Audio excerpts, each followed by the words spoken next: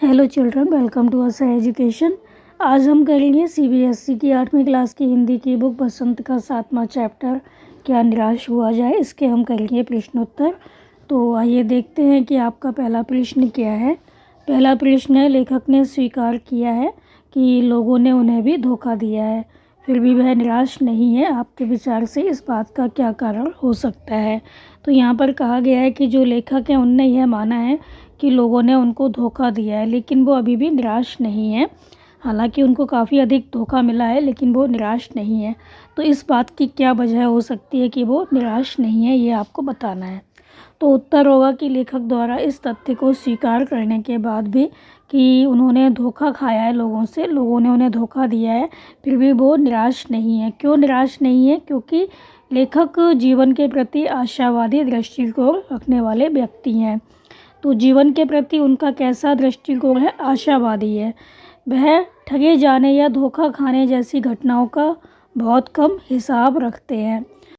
जो लेखक है उनके साथ छल कपट जैसी घटनाएं तो हुई हैं, पर विश्वासघात इतना ज़्यादा नहीं हुआ है, इसलिए वो निराश नहीं है। और लेखक के साथ ऐसी बहुत सी घटनाएं हुई हैं जब लोगों ने अकारण ही उनकी मदद की है, इस वजह से वो निराश नहीं है।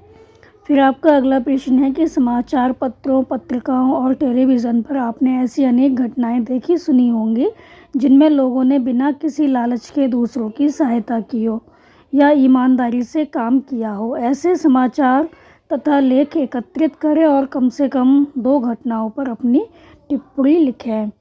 तो यहाँ पर आपको क्या करना है, समाचार पत्र और पत्रिकाएं जो कि आपने पढ़ी हैं और सुनी हैं या देखी हैं, तो जो टेलीविज़न पर आपने घटनाएं देखी हैं, समाचार पत्रों में जो पढ़ी हैं, तो आपने क्या करना है, अब इसमें से 2 कहानियाँ आपको बनानी है। 2 घटनाएं आपको ऐसी लिखनी है जिसमें लोगों ने बिना किसी लालच के दूसरों की सहायता की हो या ईमानदारी से काम किया हो।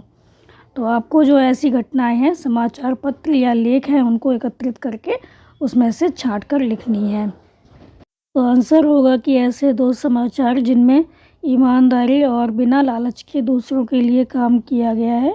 पहला समाचार है, अर्च ने भी डिगा नहीं पाई शिक्षिका का हौसला, सहयोगियों का मिला भरपूर सहयोग। ये समाचार है नोएडा का।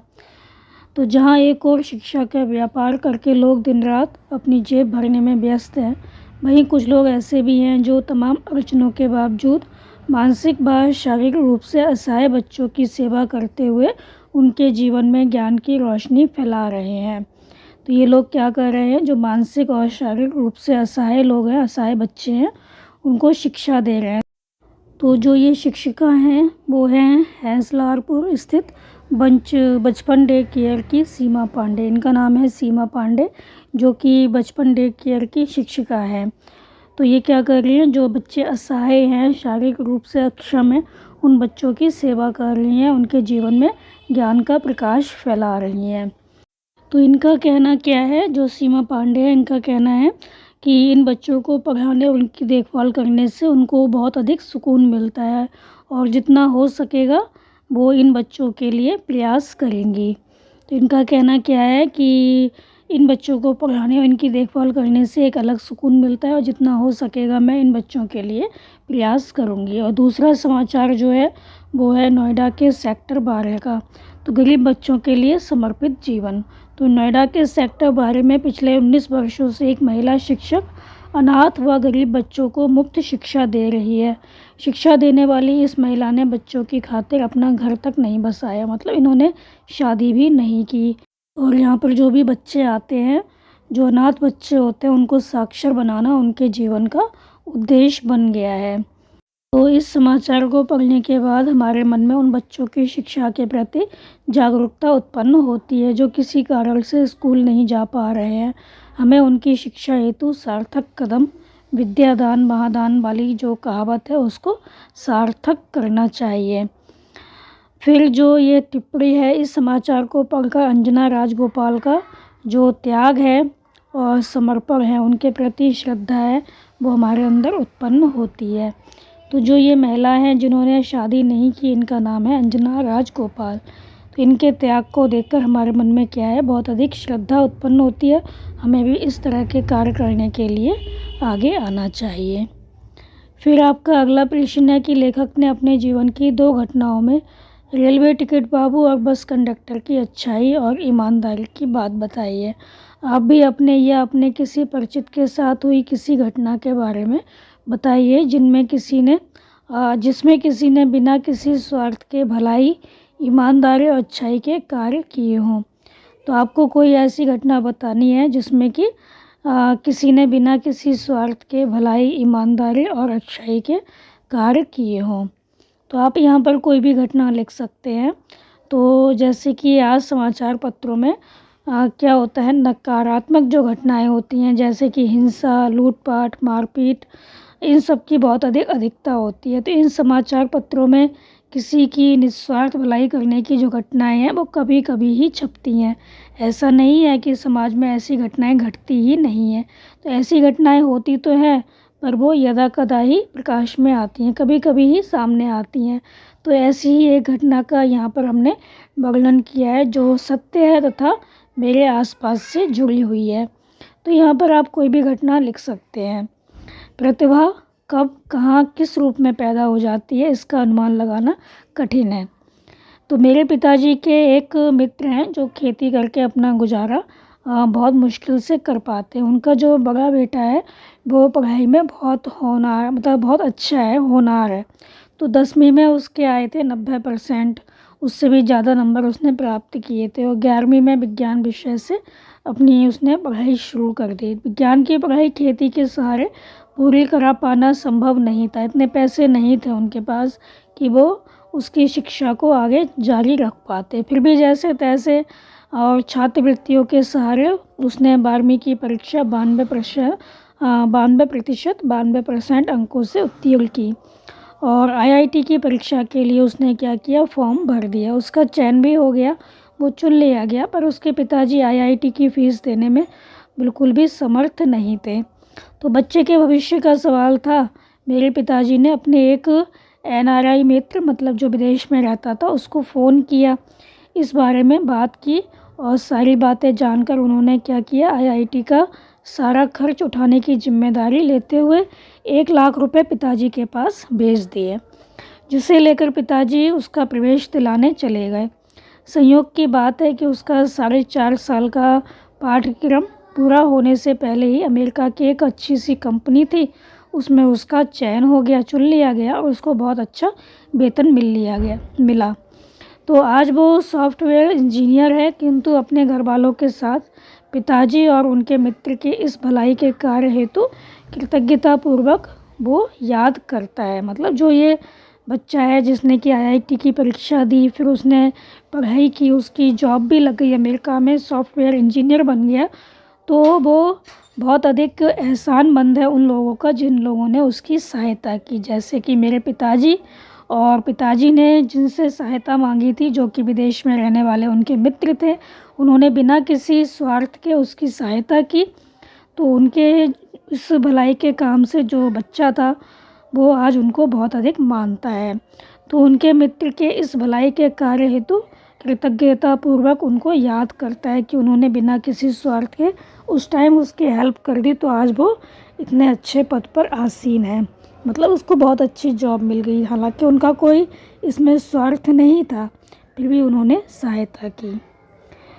फिर आपका अगला प्रश्न है कि दोषों का पर्दाफाश करना कब बुरा रूप ले सकता है। कोई भी दोष अगर किसी को बता दिए जाते हैं तो वो बुरा रूप कब ले लेते हैं। तो आंसर हुआ कि दोषों का पर्दाफाश करना तब बुरा रूप लेता है जब उसका उद्देश्य केवल आलोचना करते हुए मजाक बनाना रह जाता हो। तो इस पर्दाफाश के पीछे किसी के दोष को सुधारने का उद्देश्य ना होकर क्या होता है, उसकी बदनामी करना होता है। इसके अलावा इस पर्दाफाश के पीछे किसी की भलाई का लक्ष्य ना हो, किसी संस्था या प्रतिष्ठान को बदनाम करना हो। कोई भी संस्था या प्रतिष्ठान है उसको बदनाम करना है, उसकी बुराई कर दे तो उससे लाभ नहीं होता बल्कि हानि ही होती है। तो सत्यता को बिना जाने समझे लोगों के सामने लाना, अपनी निजी बेईमानी, अपनी आपसी दुश्मनी जो है उसका बदला लेने की भावना से इस तरह के काम किए जाते हैं।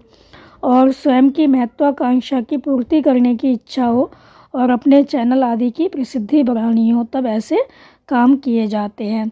तो दोषों का पर्दाफाश करना तब बुरा रूप ले लेता है जब उसका उद्देश्य केवल आलोचना करते हुए केवल दूसरों की मजाक बनाना हो, उनके दोषों को सुधारना ना हो और उनका उद्देश्य केवल बदनामी करना हो।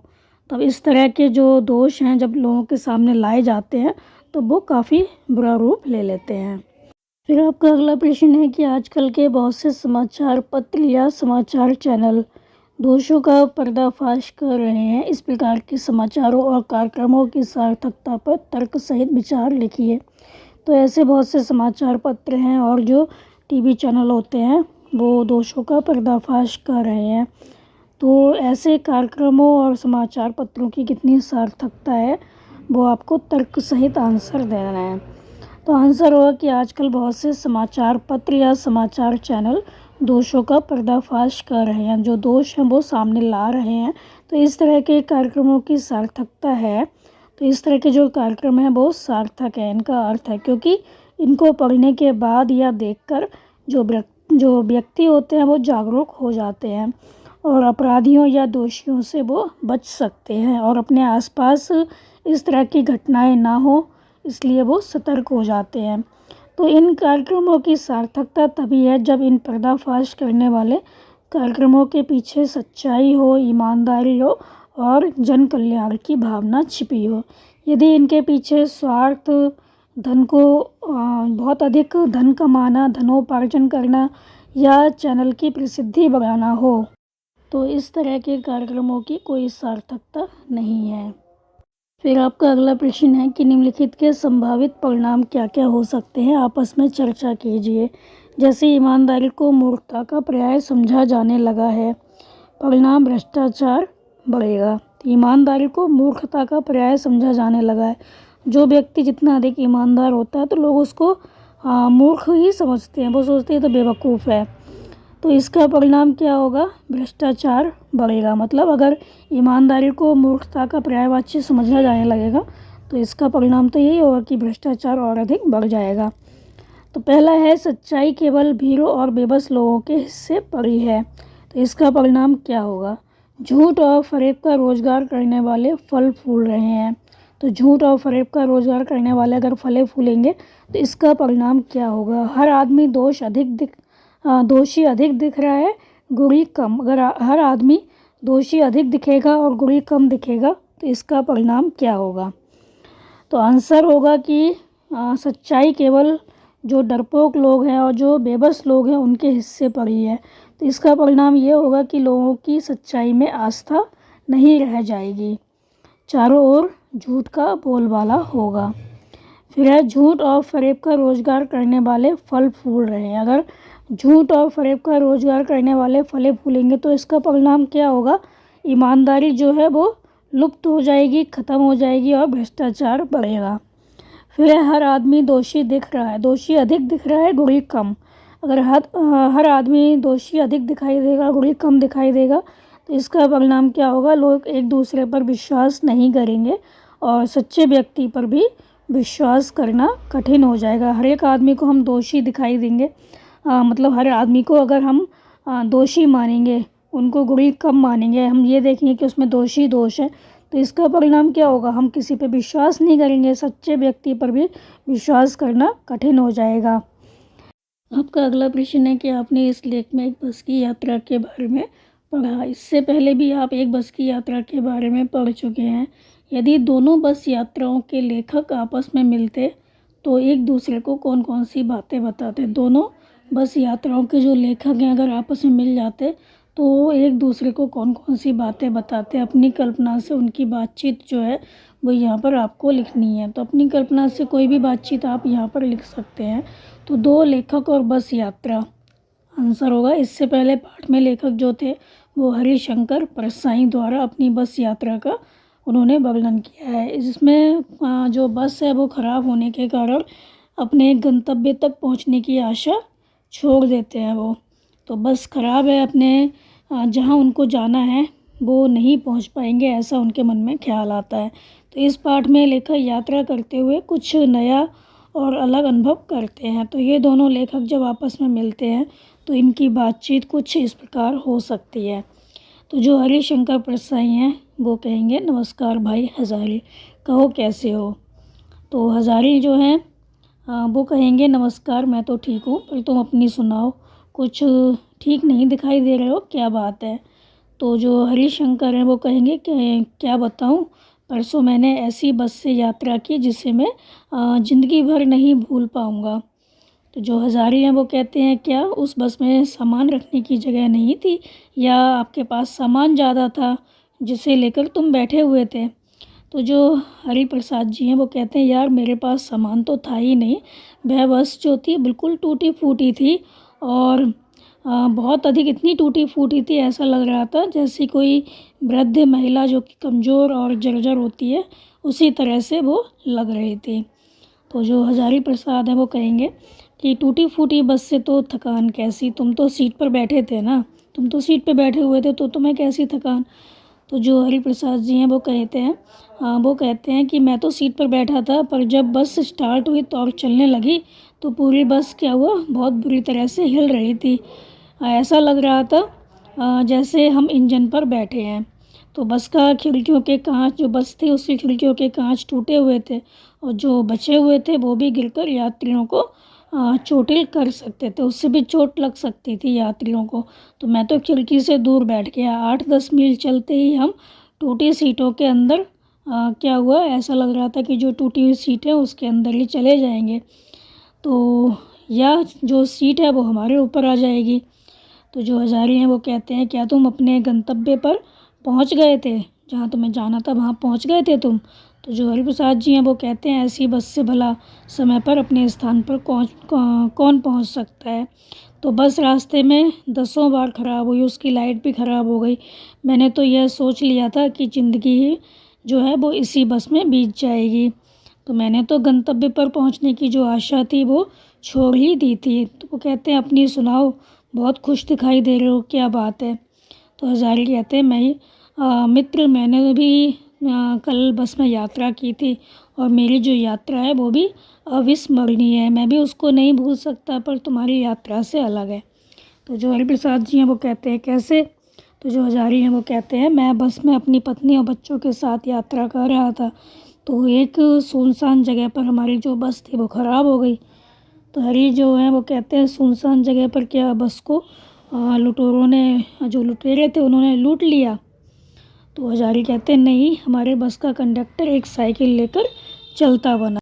तो हरि प्रसाद जी वो कहते हैं चलता बना मतलब कहाँ चला गया वो, कहीं वो लुटेरों से तो नहीं मिला हुआ था। तो हज़ारी कहते हैं मित्र सभी यात्री ऐसा ही सोच रहे थे। कुछ नौजवानों ने ड्राइवर को अलग ले जाकर क्या किया, बंधक बना लिया कि यदि लुटेरे आते हैं तो पहले इसे ही मार दें। तो हरी जो है वो कहते हैं फिर क्या हुआ, क्या लुटेरे आ गए। तो हज़ारी कहते हैं नहीं, लुटेरे तो नहीं आए, पर कंडक्टर जो था वो दूसरी बस लेकर आया, साथ में मेरे बच्चों के लिए दूध और पानी भी लाया। फिर हम उस बस से 12 बजे से पहले ही बस अड्डे पहुंच गए। तो जो हरि प्रसाद जी वो कहते हैं बहुत अच्छा कंडक्टर था, वरना जो ऐसे कंडक्टर होते हैं वो कहाँ मिलते हैं, कम ही मिलते हैं। पर उस ड्राइवर का क्या हुआ। तो हज़ारी कहते हैं हम सभी ने कंडक्टर को धन्यवाद दिया और ड्राइवर से माफ़ी मांगी, हमने उसे समझने में भूल कर दी थी। तो हरिप्रसाद जी कहते हैं मित्र हम सभी इंसान हैं, जाने अनजाने में हमसे भी गलतियां हो जाती हैं, हमें सभी को अविश्वास की दृष्टि से नहीं देखना चाहिए, हमें लोगों पर विश्वास करना चाहिए। तो हज़ारी कहते हैं मित्र यह हमारा दोष नहीं है, समाज में गिरते मानवीय मूल्यों का परिणाम है कि हर व्यक्ति हमें क्या लगता है, गलत ही लगता है। तो मित्र यह हमारा दोष नहीं है, समाज में गिरते मानवीय मूल्यों का परिणाम है, यह हर किसी को अविश्वास की दृष्टि से देखा जाने लगा है। यहाँ पर हर किसी को अविश्वास की दृष्टि से देखने लगा है। तो हरिप्रसाद जी कहते हैं अच्छा अब मैं चलता हूँ, फिर मिलेंगे, नमस्कार। तो हज़ारी जी कहते हैं नमस्कार। तो इस तरह से ये दोनों जो लेखक हैं इनका जो वार्तालाप है, इनका जो संवाद है वो हम लिख सकते हैं। फिर आपका अगला प्रश्न है कि लेखक ने लेख का शीर्षक क्या निराश हुआ जाए क्यों रखा होगा, क्या आप इससे भी बेहतर शीर्षक सुझा सकते हैं। तो आंसर होगा कि लेखक ने इस लेख का शीर्षक क्या निराश हुआ जाए इसलिए रखा होगा क्योंकि आज हिंसा, भ्रष्टाचार, तस्करी, चोरी, डकैती, घटते मानवीय मूल्य जो हैं उससे माहौल ऐसा बन गया है कि आदमी का निराश होना स्वाभाविक है। तो ऐसे माहौल में भी क्या होता है, लेखक निराश नहीं है और वो चाहता है कि दूसरे भी निराश ना हो। तो लेखक का कहना है कि निराश होने की कोई आवश्यकता नहीं है। इसका अन्य शीर्षक होगा नया सवेरा या बनो आशावादी। तो ये शीर्षक भी हम इसका लिख सकते हैं। फिर आपका अगला प्रश्न है, यदि क्या निराश हुआ जाए के बाद कोई विराम चिन्ह लगाने के लिए कहा जाए तो आप दिए चिन्हों में से कौन सा चिन्ह लगाएंगे, अपने चुनाव का कारण भी बताइए। तो यहाँ पर तो क्वेश्चन मार्क लगा हुआ है, क्या निराश हुआ जाए, मतलब लेखक पूछ रहा है कि क्या निराश हुआ जाए, क्या निराश होना चाहिए। तो आंसर होगा क्या निराश हुआ जाए के बाद मैं प्रश्नवाचक चिन्ह लगाऊंगा, क्योंकि लेखक समाज से ही पूछना चाहता है कि क्या निराश हुआ जाए। तो वो कहना चाह रहा है क्या निराश का वातावरण पूरी तरह बन गया। यदि लोगों का जवाब हाँ होगा तो वह उन्हें निराशा त्यागने की सलाह देगा। तो इस वाक्य में क्वेश्चन मार्क जो है वही सबसे ज़्यादा उपयुक्त लगता है, ठीक लगता है। फिर आपका अगला प्रश्न है, आदर्शों की बातें करना तो बहुत आसान है पर उन पर चलना बहुत कठिन है। क्या आप इस बात से सहमत हैं कि आदर्शों की बातें तो कर लेना चाहिए पर उन पर चलना भी चाहिए। मतलब आदर्शों की बातें करना तो बहुत आसान होता है पर उन पर चलना बहुत मुश्किल होता है। लोग बातें तो बहुत बड़ी बड़ी करते हैं लेकिन उस बातों पर अमल नहीं करते, उन बातों पर।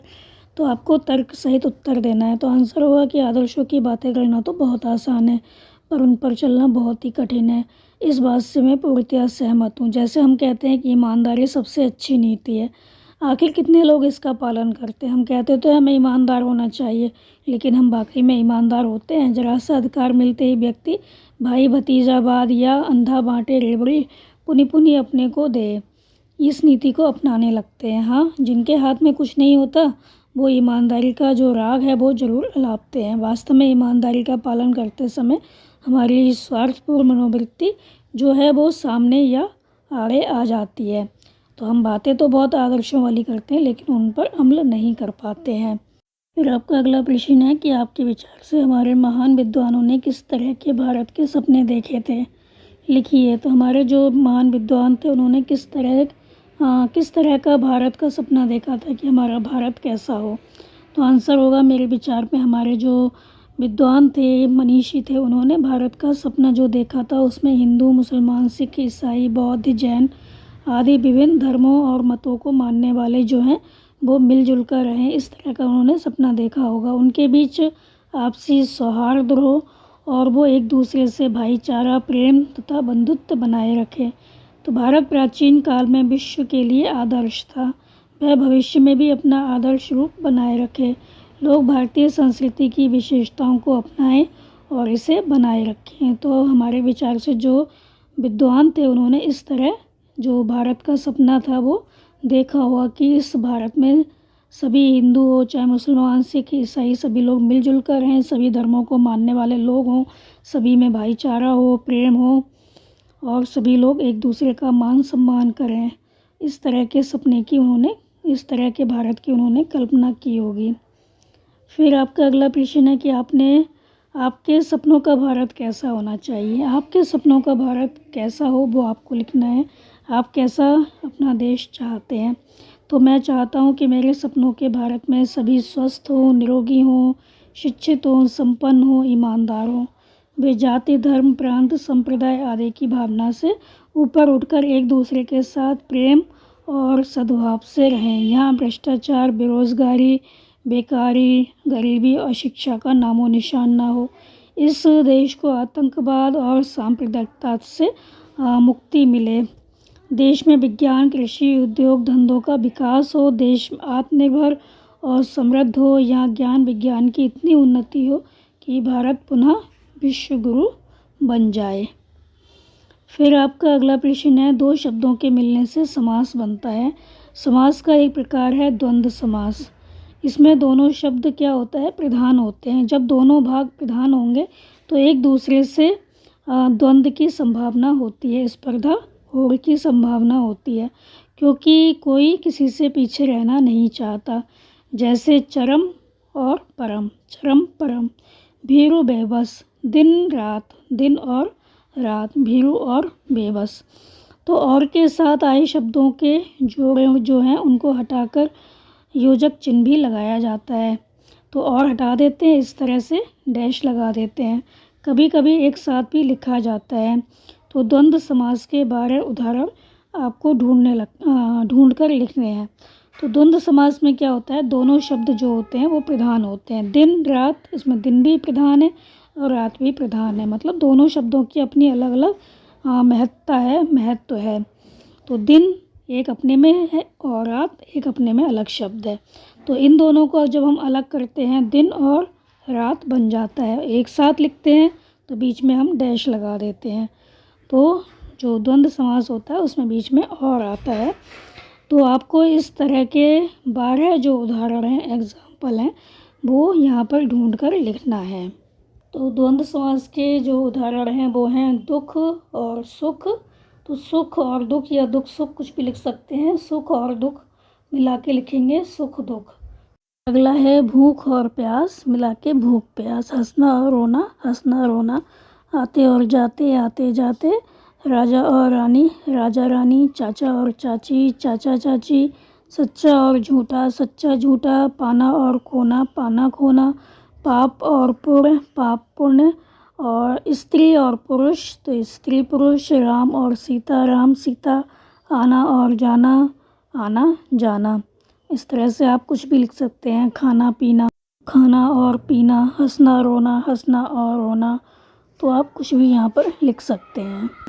फिर आपका अगला प्रश्न है कि पाठ से तीनों प्रकार की संज्ञाओं के उदाहरण खोज के लिखिए। तो संज्ञाएं जो होती हैं वो व्यक्तिवाचक संज्ञा, जातिवाचक संज्ञा और भाववाचक संज्ञा। व्यक्तिवाचक संज्ञा कौन सी होती है, जिससे किसी एक व्यक्ति के बारे में पता चलता हो।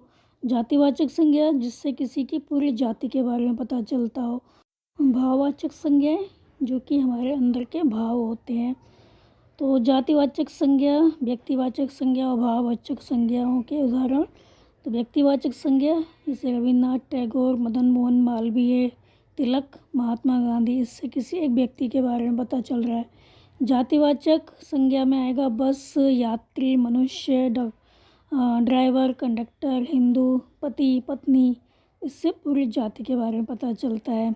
और भाववाचक संज्ञा में आ जाएगा ईमानदारी, सच्चाई, झूठ, प्रेम, बचपन, गुस्सा आदि। के इस चैप्टर के प्रश्न उत्तर बच्चों, आप इनको अच्छे से समझ कर याद कर लीजिए और हमारे चैनल असह एजुकेशन को लाइक कीजिए, सब्सक्राइब कीजिए और शेयर करना बिल्कुल मत भूला करिए। Thank you.